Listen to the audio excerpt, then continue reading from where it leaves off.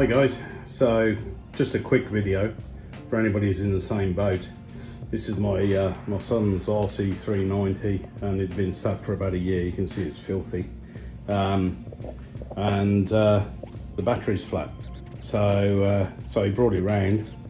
He got a battery, which for anybody who needs it, that's the battery, which I believe is the same as the original fitment. And for the life of me, I was trying to figure out where the battery went. I thought it went down here. So I got the key in the seat, and I opened the oh, if I can get it. There we go. I got the seat up, and no battery.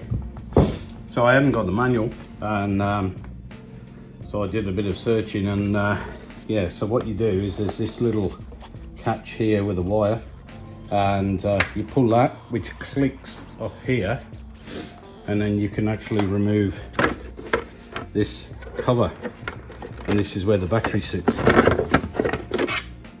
So you can see I've taken the old one out already. The new one's ready to go in. But what I have done as well, I've said to him, because getting to that is a pain, and I know he won't do it, so I said get yourself a little NOCO Genius one, which I've got a few of these. They're great little things. They're only, in Australia, they're about 70 bucks, I think, if you go to Super Cheap or somewhere. And then also one of these leads that you can connect to the battery and then just put in a discrete place and then plug into the charger, so every time you park it up, you can just plug it in and have a trickle charge into it, so maintain the battery. So yeah, so I just thought that might be of use to you. And yeah, well, he's also led the rego lap, so we've got the roadworthy happening a bit later today, so I better get cracking with that and just go through everything, pump the tyres up, check everything over, and yeah, hope it was of interest, and thanks for watching, and catch me on the next one. Cheers.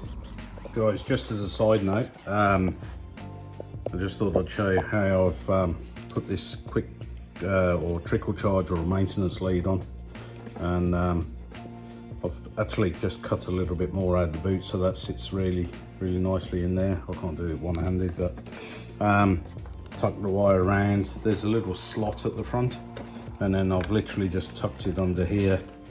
I might just get a little bit of get the glue gun and just put a blob of glue there so it doesn't keep falling out, and zip tied it so it just sits here, and then you can easily just get it and plug it in.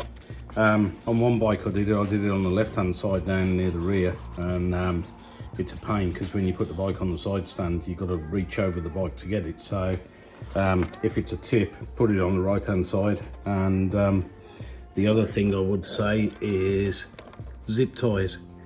Cut your zip ties flush. Don't leave the little bit hanging out the end, because yeah, ask me how I know. You can cut your fingers very easily, so so I just use an art and craft knife and just cut them nice and flush. All right, thanks for watching, and catch you on the next one. Cheers.